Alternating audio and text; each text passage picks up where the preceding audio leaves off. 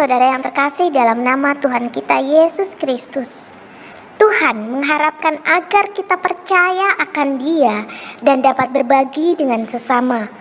Kita diminta untuk ambil bagian di dalam tugas kegembalaan dan menjadi gembala yang baik bagi siapapun. Menjadi gembala berarti berani meninggalkan segala kenyamanan diri oleh keterikatan dan menjadi pribadi yang lepas bebas untuk membela diri dan memberi diri dalam keterlibatan dengan orang yang lain. Tugas seorang gembala adalah belajar mengenal satu persatu tentang diri, kesulitan, kekurangan, dan kelebihan yang suatu saat akan menjadi kekayaan bersama. Kita diharuskan menyediakan hati untuk didiami Tuhan, dirasuki sabdanya, dan membiarkan Dia merajai kita.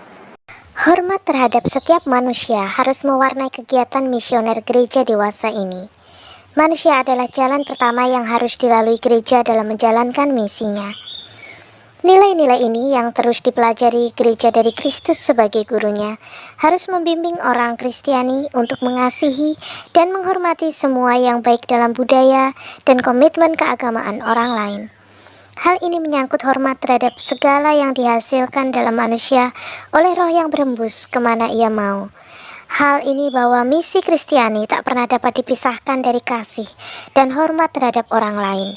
Adalah bukti bagi orang Kristiani betapa tinggi nilai dialog dalam misi itu. Nah, dan dia berkata, hidup itu keras. Dan di situ saya baru ngerti, Tuhan punya rencana dalam hidup kita yang terbaik dan terindah. Amin. Tapi untuk mendapatkan rencana Tuhan yang terindah itu perlu perjuangan dan kemampuan untuk bertahan sampai mendapatkan yang terbaik. Amin. Tidak mungkin tiba-tiba langsung kita mendapat yang baik. Amin. Ngerti Jonas? Ya, setuju Pak. Nah, saya setiap hari sebelum bertobat Jonas ya, itu dilatih guru saya setiap hari, dan dia ngomong bertahan itu perlu ketekunan. Setiap hari latihan 6 jam, latihan bela diri terus. Oke. Nah, makanya saya waktu bertobat ya Jonas ya, Pak. berat badan saya itu hanya di bawah 40 kilo. Karena saking latihan terus. Wah, itu kurus sekali Pak. Dan guru saya ngajar sama saya, di dalam hidup kamu, pertama, bertahan. Kedua, apa menjadi semangat hidup kamu tidak boleh hilang. Kakek saya itu umur 100 tahun, guru saya. Masih bisa salto 3 meter. Waduh. Dan ini pohon pisang kepok gini. Ya. Ditendang pakai tendangan dia, tendangan kidan bawah, ambruk langsung. Umur 100 tahun. Dan dia setiap hari latihan gini. Selalu gini. Itu setiap hari dia latihan terus. Dan dia ngomong apa? Sama seperti waktu aku muda, demikian saat ini. 100 tahun berubah. Dan tidak pakai kacamata. Dan apa yang terjadi? Di situ saya belajar satu hal. Semangat dia hidup dan bertahan. Orang yang takut mati Jonas, cepat mati. Orang yang takut kehilangan, cepat kehilangan. Buktinya saya tuh tidak nyangka masih hidup. Buktinya saya dilatih sedemikian rupa. Setelah itu waktu di pengamanan presiden, saya ada kawan waktu pengamanan presiden. Pan, sini Pan. Ini sini Pan. Mari Pak, silakan Pak. Sini Pan. Ini kawan saya waktu di pengamanan presiden. Ini Pan. Sini Pan. Oh, gitu. Oh iya. Ini kawan saya waktu di pengamanan presiden. Dia di Pas Pampres, saya ada di pasukan siluman. Nah, jadi beda haluan. Dia yang resmi, saya yang tidak resmi. Nah, artinya kemampuan apa? Bertahan. Nah, Yusuf, dia mendapat suatu penglihatan bahwa dia akan menjadi orang terkemuka dan orang hebat di Mesir. Ya.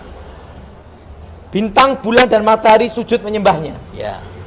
Tapi ingat, apakah hanya dapat mimpi itu aja? Tidak.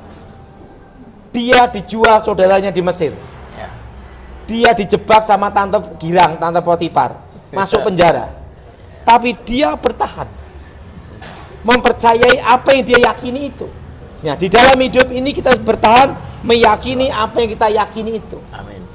Kita semua pasti punya visi. Kita semua pasti punya mimpi. Ini yang diajarkan guru saya. Nah, bagaimana kamu bisa mendapatkan mimpi oleh itu? Ya. Kita semua pasti punya mimpi dan visi. Betul? Betul. Betul? Betul. Nah, waktu orang menikah, dia juga punya mimpi dan visi. Ya. Orang menikah tidak ada punya mimpi dan visi habis nikah besok cerai. Jarang itu tuh. Hanya orang gila yang ada. Pasti ingin keluarga bahagia, betul, bila pun Pak. ingin punya anak, bila pun punya anak Amin. banyak rezeki. Kan gitu. Ya. Nah, waktu menikah, orang pasti menikah itu punya visi dan mimpi. Ya. Nah, bagaimana mempertahankan mimpi itu dan visi itu sampai jadi? Itu tidak mudah. Mudah-mudahan. Untuk menikah itu mudah, tinggal ke KUA, betul? Betul. Tetapi mempertahankan pernikahan, itu yang susah. Kenapa? Harus punya kemampuan untuk bertahan. Bertahan. Betul? Betul, Pak. Betul? Setuju, Pak. Saya punya mama. Ya, punya mama. Dia mempertahankan suaminya supaya bertobat. Itu papa saya. Dia punya mimpi, punya visi sederhana sekali. Apapun yang terjadi tidak boleh cerai. Ya. Supaya kalau anak-anaknya menikah ada bapaknya. Itu aja. Dia punya mimpi yang sederhana Betul, saja. ya. Mimpi tidak perlu jauh-jauh. Tetapi sederhana, tetapi ada komitmen. Saya dalam hidup ini penting apa? Ada mimpi yang kita komitmen, betul? Betul, Pak. Bertahun-tahun dia nunggu. Dan itu perlu waktu 20 tahun. Perlu berapa lama, Jonas? 20 tahun. 20 tahun. 20 tahun itu untuk supaya mimpinya terwujud. Sampai papa saya bertobat, melayani, setelah itu meninggal. Ada satu hal. Yusuf sebelum menjadi penguasa, dia punya mimpi. Dan dia punya visi. Ya. Dan dia pertahankan itu. Sampai visi itu mimpi jadi. Ya. Nah, kita semua pasti punya mimpi. Kita semua punya visi. Nah, ada satu, Jonas. Pelajaran survival itu membuat saya mengerti, memahami bagaimana bertahan. Ya. Waktu orang tua saya dikirim ke sekolah kitab. Saya hanya sekolah kitab 3 tahun. Begitu lulus,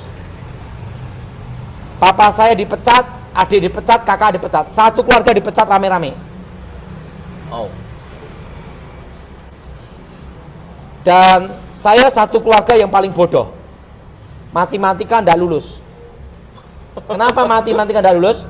Karena sejak kecil hanya latihan fisik. Ya. Tidak diajar bagaimana ilmu matematika. Matematika. Tapi duit ngerti. Nah, itu penting. Dan apa yang terjadi? Di situ saya ambil keputusan untuk bertahan. Saya doa, maka segala sesuatu dan dengan doa ada kekuatan. Ya.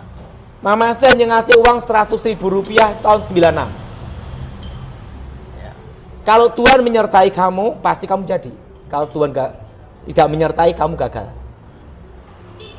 Saya dipinjemin sepeda motor Yamaha Post One. Oh ya, tahun segitu, Pak ya.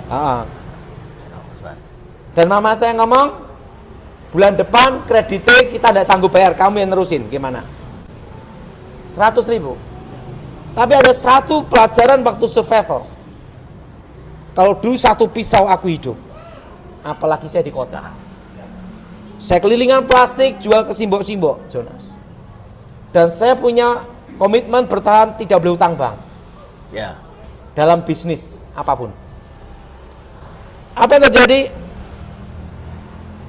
Nah, sehari untung 5.000, 3.000, kelilingan plastik, Jonas. Dari pengecer, urusan omset 25 kilo, setengah kintal, 1 ton, 2 ton, sampai jadi pabrik plastik. Pabrik plastik polipropilin. Dan tidak punya utang bank. Kenapa? Pelajaran survival yang saya mengerti, bertahan. Ya. Sehingga pada itu 2004 saya dipanggil negara ya untuk menjaga presiden, untuk pengamanan khusus. Itu waktu itu saya langsung Pabrik itu saya serahkan adik saya sampai sekarang. Wah. Karena apa? Panggilan negara. Dan apa yang terjadi? Hidup itu keras. 10 tahun saya mengamankan, menjaga presiden. Dan saya jarang melihat istri dan anak. Nah, tiba-tiba udah segede ini. Dan apa yang terjadi? Waktu saya menjaga presiden ya, dan itu adalah 24 jam, menunggu perintah. Dan saya kan satu-satunya dari tim elang, saya kan tim elang ya, satu-satunya dari tim elang, yang dari sipil, bukan militer. Satu-satunya. Sipil dan Kristen. Artinya bukan pegawai negeri, bukan militer. Tapi saya mengabdi sama negara 10 tahun. Tahu enggak? Ada satu kata-kata kalau tugas. Jadi kalau tugas ada namanya itu briefing komando. Dan sampai sekarang Pramono Edi kalau nugasin saya, sekarang dia udah meninggal ya, wafat. Selalu dia ngomong gini, kegagalan tidak bisa dibayar dengan nyawa, darah, dan air mata. Bertahan itu perlu kesabaran. Dan bertahan itu perlu komitmen. Dan ingat, satu pelajaran yang mungkin ini agak konyol ya. Ada pelajaran dari kakek saya bilang gini, kamu boleh takut, kamu boleh khawatir, kamu boleh bingung, tapi satu yang tidak boleh kamu lakukan, tidak berpikir logis. Jadi kamu boleh takut, kamu boleh bingung, boleh khawatir, tapi pikiranmu tetap logis. Jangan sampai karena takut, bingung, langsung minum baygon, stroberi, jeruk, modiar, mati. Betul? Betul? Tidak berpikir logis. Nah, jadi takut kita tidak bisa mencegah. Tiba-tiba datang sewaktu-waktu, betul? Khawatir datang sewaktu-waktu. Gelisah datang sewaktu-waktu. Tapi yang penting satu, berpikir logis. Nah, itu kan pendidikan dasar itu. Jadi ingat Jonas, Yusuf, saya rasa dia pernah takut. Yusuf pasti pernah gelisah. Oh, masuk penjara, dimasukkan ke lubang, dijual sama saudaranya, kekhawatiran pasti ada. Tapi satu, logis. Dia harus tetap berpikir logis dan harus bertahan. Dalam ini itu hal. Bagaimana kita bertahan. Nah, kalau saya didik anak kan beda. Nah, saya didik anak nomor satu adalah apa? Dia harus bisa bertahan. Dalam segala medan apapun, dalam situasi apapun, adaptasi. Nah, kalau engkau bisa bertahan, engkau bisa adaptasi. Nah, dan ingat yang penting hidup ini apa? Jalani apa adanya. Supaya kamu seia sekata, dan jangan ada perpecahan di antara kamu. Tetapi sebaliknya, supaya kamu erat bersatu dan sehati sepikir. Pertanyaannya adalah, apakah kita sadar bahwa kita, Anda dan saya, merupakan orang yang sudah dipanggil kepada pertobatan? Sadarkah kita bahwa kita dipanggil menjadi agen kebaikan dalam hidup sehari-hari, juga untuk menghadirkan persaudaraan sejati yang sudah dirusak oleh dosa?